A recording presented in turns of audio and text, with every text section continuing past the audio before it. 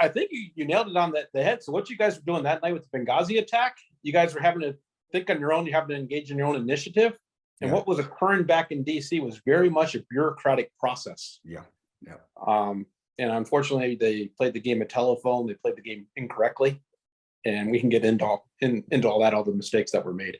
Well, yeah, I think of I remember Jack Murphy actually saying it to me, and it kind of stuck with me, how like the bureaucracy, especially when guys do something that's considered wrong, they act like these decisions are made from like the Starship Enterprise. And it's like, that's not, I'm not a military veteran, but I know that's not the way it works. It's split-second decisions. So it's very easy for guys in high levels of bureaucracy to say this process wasn't followed and this should have been done this specific way. And it's like, in life or death situations, that's not the real world. Yeah, no, that's exactly right. And so Panetta did make an initial decision, turned out to be the wrong decision. And then the bureaucracy caught up with that, and there was just one delay after another. Something you won't read about the Benghazi report is there was a January 25th, 2012 kidnapping where an American, Jessica Buchanan, was taken hostage in Somalia, and a Dane, Paul Viestead Hagen, were taken hostage. Okay. And what they had run is the military under Panetta had run Complan 300. They were very successful at that operation. And so Panetta, what immediately came to his mind when he heard about Benghazi was, this is another hostage rescue operation. Mm-hmm. And, they thought Ambassador Stevens was taken hostage, and they actually thought they had much more time than they did. And so, the Tonto and you guys at the annex, there was never any intention, never any plan to actually rescue you guys or to save you there. And I did read, obviously I got the feeling of that about 1:45. I was like, shit. And I remember looking at Boone. I said right to him, we're both, and I'm saying what he's thinking, because over that time frame, of us fighting and then being on the rooftops in the second firefight, I don't think a lot in DC knew that we had already set up our cure. We knew the guys where they were at. That was our jobs. When we're going to Sebha, we're going farther south, or going to outside of Derna, we set up QRF plans, and we're Rangers. That's what we do. And so I knew where the fast guys were. Not just me, but the whole team. We knew where the SIF team was. We knew where the 10th Special Forces Group, the STT team, those guys, we knew all those. And actually, a lot of us knew a lot of those guys personally because we served with them. So we knew where they were at. We knew how far they were. We knew who could move. But at 1:45 after Boone, he kept coming to me and saying, hey, SIF's on its way. No, hey, 555th, they're on their way. Hey, those Suda Bay guys, there's a detachment. And we knew there was a detachment in Suda Bay because that's where we lived. Before we went to Benghazi, we'd stop there. So we talked to the fucking pilot. So it was like, hey, 555th's on there. No, and I remember I was like, dude, you're breaking my heart. Fucking, and if it's not Domino's Pizza, I don't want to know who the fuck's coming anymore. But that was when it's like, shit, nobody's coming. And then when that happened, it was, okay, well, we can give up, or we can figure out how are we going to get out of here. But that was something where I learned from the book you're reading. It was, reading where in politics, and when you're in, I don't know why they didn't go after it more. Why the fuck, did they think we had so much time? Why did they think? I mean, we're getting hit, and why were they not listening? I know our calls that we're getting hit were going up. I knew we had an ISR. They're seeing it. Why the fuck did it, well, it's still a hostage rescue operation. Hey, we still got time to get people down there. That's what blows my mind. Yes, you may not have got there to rescue the ambassador. I got that. That's understandable. Yeah. And I testified to that. But you don't know when it's going to end. That was our biggest argument. It was, hey, fuckers, excuse my language. No, fuck that. Hey, and I even testified to this. You never knew when it was going to end. So how can you say you didn't have enough time? And that's not how we are in the military. You are in the military. That's not how we're getting guys there, regardless. So why wasn't? And I know I read the book. It was actually, it wasn't as dry as you said it was. It wasn't dry. It was actually pretty good. No, I mean, it made sense to me. I got it. But tell me, go more into depth on that, because you don't know when it's going to end. So to me, that's just an excuse. That's just hey, we're covering our ass. And civilians, they're going to say, okay, you're right. Military personnel, bullshit. That's not what we do. We come regardless. So what happened? Yeah. What happened there? Yeah, no, that's That's a really good point. So Panetta, Obama, and Dempsey meet at the White House at 5 p.m. Eastern time. Obama says, do whatever you have to do to save American lives. He's the commander in chief, and to his credit, he authorized do whatever you got to do. By the time Panetta's back at the Pentagon at 6 p.m., he's meeting with Dempsey, Ham, I think Winnenfeld, the vice chair, and a couple others. They make the decision. This is a hostage rescue. We've seen this before, like I said, in Somalia in January. Somalia, yeah, sure. What happened then? We had time. We got to set this up. Okay, let's pull Con Plan 300 off the shelf, which they did. And the real big problem with pulling a Con Plan off the shelf is you actually got to go through, you got to follow doctrine. You got to go through the joint planning process. So you should be updating as you're going through things. Of course, that's what you do. Okay, let's talk to the guys in Libya. You know, what's going on there? Are they still being shot at? It's troop leading procedures. It's 101 troop leading procedures. I saw that course of action you had. That's fucking our COA. That's what you do in the military. That's like, well, shit, that's our COA. They're just that's textbook shit you learn as a lieutenant, and they're not following it. Okay, yeah. I'm sorry. This is your interview, and I'm going into. Go ahead. No. This is good. That's exactly right. So they did not follow it. They did not follow doctrine. And so that's fine. Panetta has the authority not to follow doctrine. However, he assumes the responsibility if he screws up. And he did screw up by thinking it was a hostage rescue and ruling out almost automatically things such as the F-16s conducting the flyover. There was the Marines, the 24th Marine 24th. Expeditionary Unit, which Adam Housley has reported on was somewhere in the region. And Adam Housley has reported those guys were ready to respond. Now, it's a long flight. They're coming from Djibouti. But they got organic acids. They could have responded. Like you said, we don't know when this thing is going to end. But all this stuff is automatically ruled out because they're thinking Con Plan 300. We ran this before. Let's run it again. We got time. Let's get guys to the staging base. So you guys weren't even a part of their equation in Benghazi. What they were thinking of is we got a NEO in Libya. We might have to get some guys out of Tripoli or Benghazi if they're still there. And then we got to prepare for instability in the region. And this is just going to mushroom when they attend another meeting at 7:30. And this one Clinton's in charge of. And with the Benghazi committee, they missed this. So Clinton is the senior official at the 7:30 meeting. She's going to read a note. Blonde hair individual, I think I have it here somewhere, was taken hostage. So Ambassador Stevens is taken hostage. So they're doubling down now on this hostage rescue. And so once again, they just simply thought they had more time. You guys weren't a part of their rescue operation or rescue plan.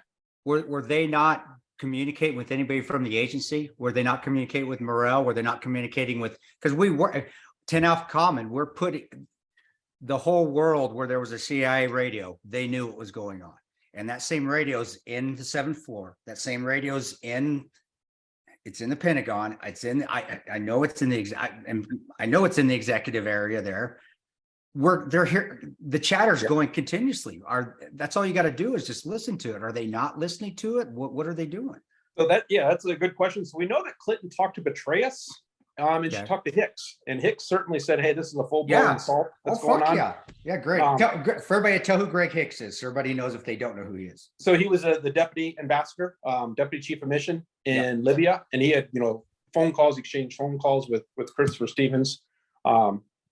Because he was sitting in Tripoli at the time when the attack sitting in Tripoli. That's who they're calling. Yep. But this stuff is not communicated either at the 6 p.m. meeting that Panetta's leading or at the 7:30 meeting that Clinton is leading. It becomes a game of telephone that, oh no, this is hostage rescue. Clinton reads this note at the meeting saying a blonde-haired individual has been taken hostage, meaning Ambassador Stevens.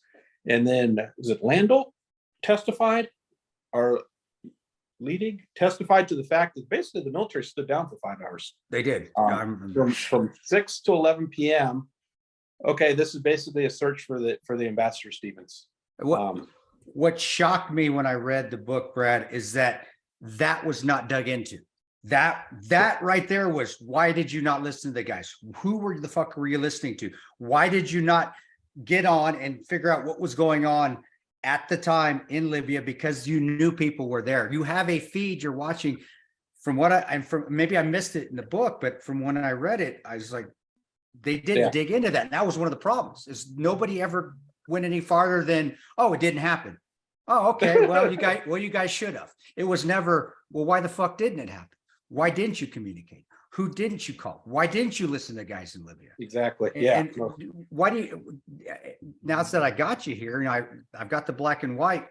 What is your gut feeling of why that didn't happen? You mean in terms of the investigation? Why weren't these questions asked? It's just exactly because you put those in your conclusion a lot in the book, which is great. You're like, this is what we should have asked and didn't. And I think you actually did put that in the book, is like, we should have delved into this farther, but we didn't.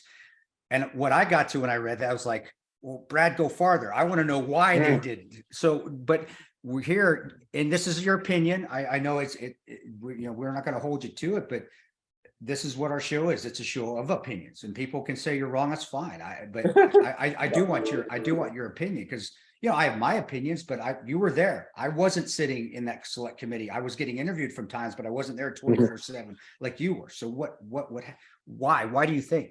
So this is where I spent a considerable amount of time in the book saying it's a mistake to think this is actually Gowdy's investigation. This was Speaker Boehner's investigation. Yeah, that's right. I remember. Okay. Speaker Boehner did not want to conduct the Benghazi investigation. He was forced to by the conservatives. This actually, I call it the first battle in the Republican Civil War, the Republican fracture. So you get this war between Boehner and Jordan that's going on. So Jordan leads the populist wing, which Trump's going to take over, and that's what we have today. Boehner didn't want to conduct the investigation. So when I first got there for the first 6 months or so, it was investigate whomever, whatever agency, whatever individual, that's fine. And then this Clinton email story comes out, and it's all hands on deck for Clinton's emails. And as I said, meanwhile, I get back from reserve drill. I'm like, hey man, I'm willing to go after whomever still. And so in my book, I tried to pin down, in terms of these politicians, who actually want to follow this thing through to the end. And I found that Jordan, Westmoreland, and Gowdy were the guys that stuck it out until the end. And that's why I say it's kind of this other agency phase of the investigation. So the intelligence community, the DOD, the White House was kind of tacked on the end of the investigation. But because I also make a point in the book, if you don't, the subject matter experts are kind of tossed to the side because they might not be loyal to the party. So you have political operatives that are asking these questions. And so I would tell anyone, go online, look at some of these transcripts and some of the questions that are asked, and you'll see why those questions were not answered. I got you. And that makes sense. And I do remember that. I do remember that part of the book with Boehner. I got that feeling with him in the first one too, with the Mike Rogers committee in that first, where they, and that was very unorthodox too, when they brought us in, and instead of interviewing us singly like the select committee did, they brought the three of us in, myself, Jack Silva, and Oz, because we had we had actually put our papers in. We were out. And the one that actually heard the stand down order, Tig, he was not done with the agency yet. And they made him testify with the GRS staff team leader. And I'll be quite honest with you, that intimidated the hell. In fact, I remember when he came out, and after he finally left the agency, we didn't know how to act. And he was very intimidated. And he's not, he takes a big Marine. He's going to tell you, wasn't it? Yeah, he was. Yeah. To answer those questions. And at that time too, and you mentioned Mark Zaid. I did think Mark represented us pretty well, but that first one, I wish he would have given us more input of how to, because we didn't know what we could say. Or we would just let the agency, as far as we know, we say, the shitter's blue in Kabul and we're going to jail. Yeah, because we don't know.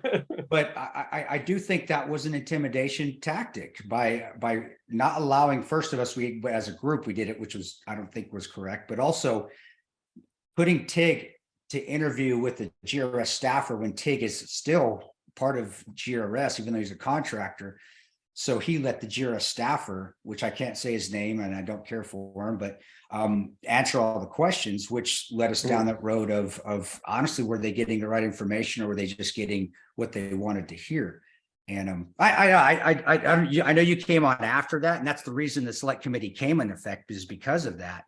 But did you see other intimidation or some political tactics when you're doing the interviewing or watching the interviews of this, the line of questioning? I mean, just behind the scenes, did they really want to get to the bottom of it, or was, okay, let's see if we can steer them this way so we can avoid this, we can get to C with avoiding A? Does that make sense? Maybe I'm going all over the place with this, but does that? No, it's certainly. So if you're working for an agency and then you're called to testify in Congress about that agency, and you're still employed at that agency, what's the natural tendency? Well, I don't want to lose my job. I don't want to lose my job. I'm not going to be a whistleblower. And they can make all the promises they want in the world, but retaliation does occur. And so there's certainly that. And then in terms of the questions, it was really left up to the individuals to ask the questions. And so the quality of questions is only good as the individual asking them. Makes sense. No, that makes perfect sense. Yeah. No, I don't want to be cutting you off because I mean, you were the guy who was there, so you have plenty of more questions than myself. But I do know, for you and getting into the book itself of the problems with the investigation, as you kind of allude to, is that this was just all about going after Hillary Clinton. And a lot of our audience is not going to want to hear that because of the fact that I think our audience is fixated on that. It was what the media fixated on, as opposed to what your interest is and what Sarah's is getting to the bottom of who attacked Chris and the other guys and why it went down and why the response was so poor. Yeah, no, that's exactly right. So I'm not either pro-Clinton or anti-Clinton. She was just another individual that I want to investigate. And I was actually working on the talking points that very much deal with Clinton. And we can get into that with Jake Sullivan if we want. And I was basically told, and this is in my lawsuit, this is public information, that basically stand down on the talking point investigation. The staff director said only right-wing nut jobs care about the talking points, and what he was talking about was Jim Jordan when it comes to that. And so in my book, I actually investigate who actually was worried about the talking points in terms of the politicians. And I find that Jordan and Pompeo and even Gowdy were truly concerned about the talking points. But that's just an example of one of the issues that would have affected Clinton that wasn't investigated. What I got was investigated extremely poorly, is what. Exactly. Really, exactly. And so I know the investigators that were involved with that, they took over after I was gone, and they truly wanted to look into that. And that's why Jordan and Pompeo have their own appendix to the report, because they truly wanted to look into it themselves. But it was hamstrung because of this, as I said, this fracture between Boehner and Jordan. And I don't know why there was anyone would care about why somebody would go out of their way to have the talking points dropped, to be honest with you, because I think it is an important topic. Well, it is. I mean, let's get into that, because I do remember that too. And I remember the Rhodes brothers and they're influencing for those, and get into that. You can tell people they may have forgotten who was it, Ben Rhodes and his brother, damn, talk about a conflict of interest. Holy shit. David Rhodes. David Rhodes. But yeah, I think people would love to hear that as well, and I'd like to hear more about it, because that's huge. What I saw is so much fabricating this story, fabricating lies so people won't be implicated, in my opinion, fabricating or making something up so the truth doesn't get out there. And that wasn't hammered. I was like a softball, and the Congress, the people in the committee didn't hammer. Why did you do it? Why did you make this up? Why did you say it was this? Okay, you gave us an answer, but what was the reason why? Were you trying to save face? Were you trying to help Obama out? Were you trying to help Clinton out?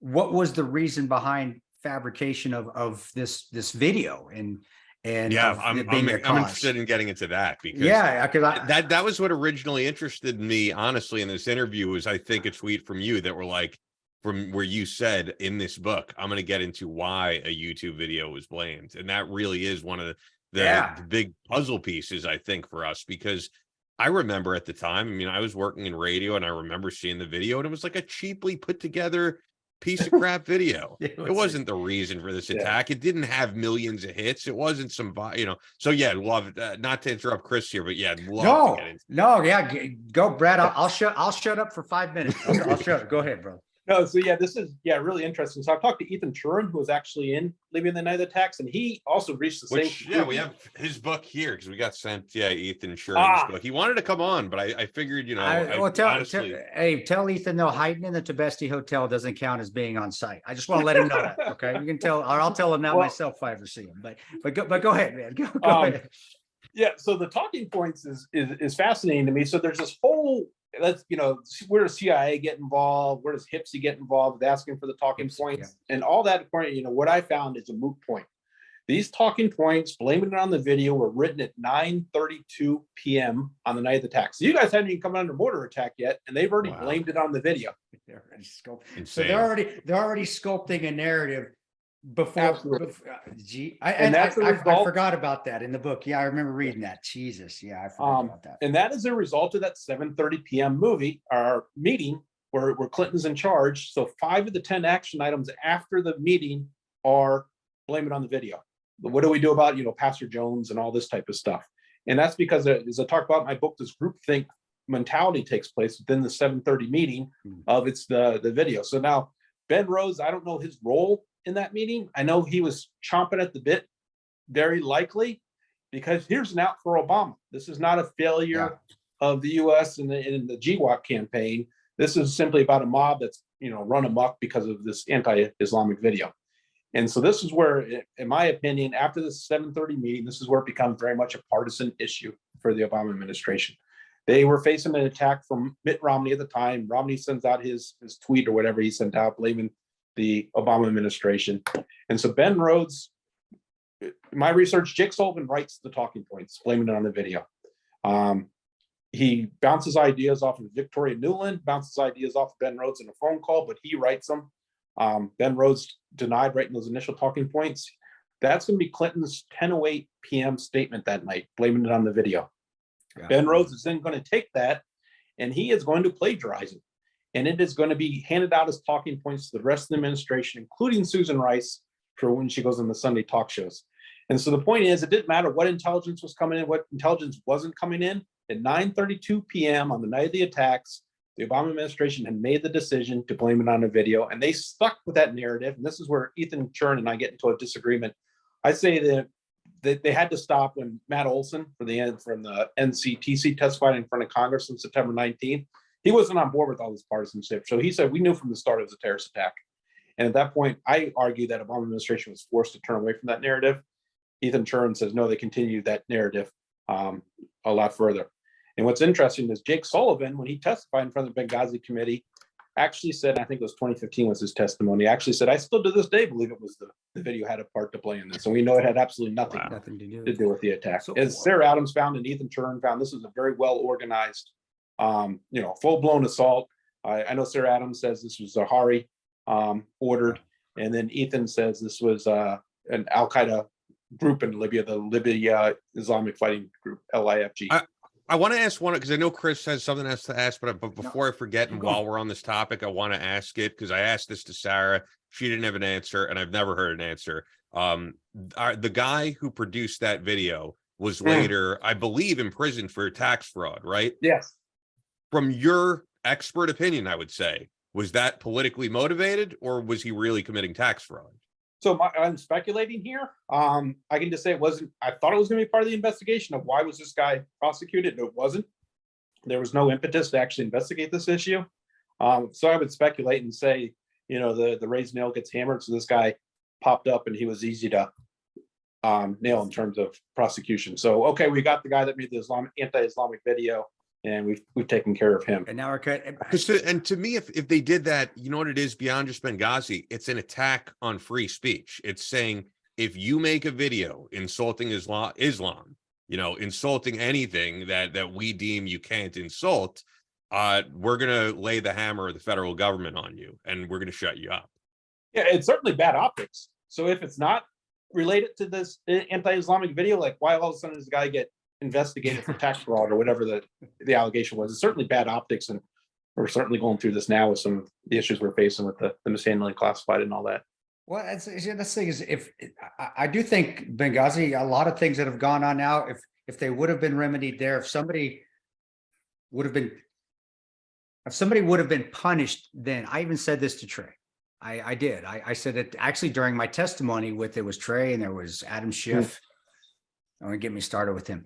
Adam, Elijah Cummings, who actually treated me very, very well. I'm very respectful to me. And Congresswoman Duckworth, who was very respectful. But she's a Blackhawk pilot. She used to fly us Rangers at Rangers Club, so that she was very respectful. But I do remember, talking to him and said, if you would just make an example out of one of these one of these people that were involved, whether it was Clinton, whether it was Undersecretary Kennedy, whether even Obama, I know people, I still have a hard time with the commander in chief not spot checking and continually.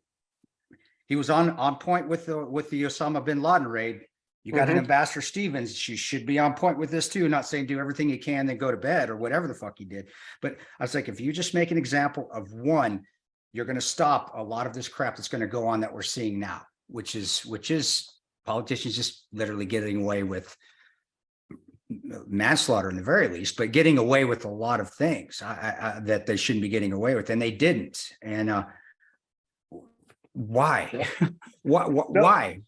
That's the one of the questions. So I started my book, and I ended my book with, why don't these people just take responsibility and let's figure this out on why this happened, who organized this attack, why it was blamed on the video, all this stuff, why was Con Plan 300 run without having gone through the planning process, etc. Well, let's get to the bottom of this. I end with the JFK Bay of Pigs example, where JFK said, look, it was a disaster. I'm responsible. I'm the president. It was my fault. I love that. And that's how, whether you like JFK or not, that's respect. That's responsible leadership. That's ownership. And I love that you put that in the book, because you're spot on. And his numbers dipped, but he paid the price for that. But he took fucking responsibility for it. And absolutely. And so that's why, we as a country now are still fractured because of this. If you ask, if you ask anybody, did they properly investigate? They'd probably say no. But we as a country are completely fractured over Benghazi. At cocktail parties, you can't bring up Benghazi because somebody's going to say, "Oh, that's where the Republicans were trying to get Clinton."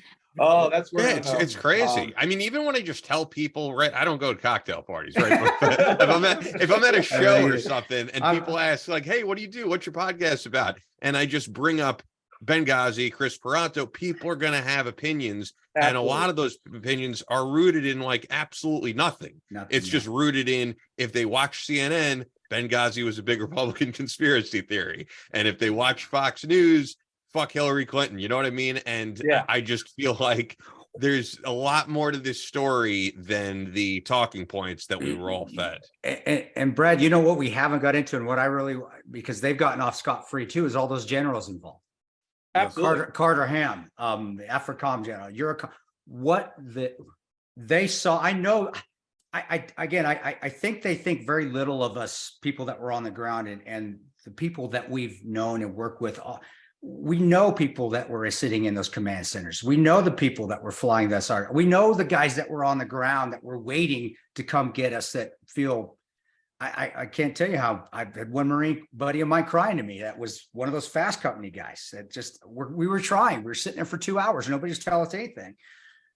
Why are none of the generals? Why were none of them got any sort of reprimand at all? And if General Ham could have said, "You know what? Screw you, Death. I'll take the hit, Panetta. Send guys. He's got his Ranger tab. You know better than that. Never leave a fallen comrade." But none of them were ever investigated. Nothing came of it. And if it did, maybe I missed it in the book. I didn't see that any of the generals took any responsibility for it, and none of them were reprimanded for it as well. In fact, I tell them, I'm still at a loss. What the fuck? Why? What happened? No, that's a really good point. So that's kind of, we can go down the rabbit hole here, go off the tangents. Why aren't senior leaders held accountable anymore? I think if you were to Google, when's the last 3 or 4 star that was fired, or last Secretary of Defense that was fired? It just doesn't happen. It certainly wasn't the case in Benghazi. So, okay, Panetta makes this decision, it's hostage rescue, he's wrong. But as a commander, him and Dempsey and Ham had assumed the risk if they're wrong. And so why weren't they held accountable for that wrong decision?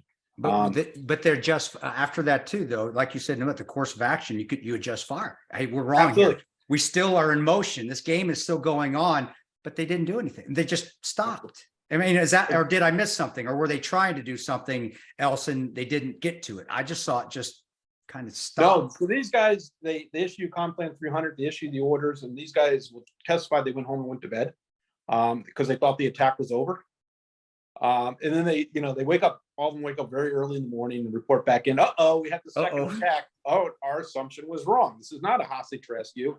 Bad things have happened. It takes them actually 23 hours to get military assets into Libya. And so And what it comes down to is who's going to hold these guys responsible? Well, at this level, it's going to have to be the president is going to have to hold these guys responsible for having screwed up. And because of the talking points and all that going down, there's no way they put themselves in a corner they can't get out of now. So now it would be up to Trey Gowdy to what? It's not up to Trey. Is it up to Trey or is it up to the Attorney General, the Sessions at the time, to actually bring charges? And not that I'm not saying it's not. I've get that's not going to happen, and I'm not upset about that. Shit happen. You know, sometimes things just doesn't work out the way you want it to, and that's okay. It's just one of those things. God, that's when Christianity comes in, and you believe in God and you just be patient. But the committee in itself could never have brought, and help me if I'm wrong, could never have brought anybody to really justice. It could just have done the report. Is that right? No, that's exactly right. So we actually saw this with January 6th committee. The only thing Congress can do is issue a report and refer charges to the Department of Justice. Okay. But it's entirely an executive branch decision. I guess Congress could technically impeach. Well, actually, they can impeach a federal official if they want to. It's not done now. They're talking about doing it with a DHS secretary. But with these congressional investigators, they don't have the authority to bring criminal charges or charges against anyone. The best they can do is issue the report, refer to the Department of Justice, and then of course, it at the time would have been a Obama administration issue. Because I get in fights with people on that too, because they want, why didn't nothing happen? Well, they did the report. That's all they could do, and they're yelling at me like I'm supposed to. What do you? So, but I wanted to make sure I was clear on that, because that's what I would tell people, and I wasn't. I'm still a dumb ranger. I wasn't too sure, but I'm glad okay, good. You reaffirmed what I was thinking.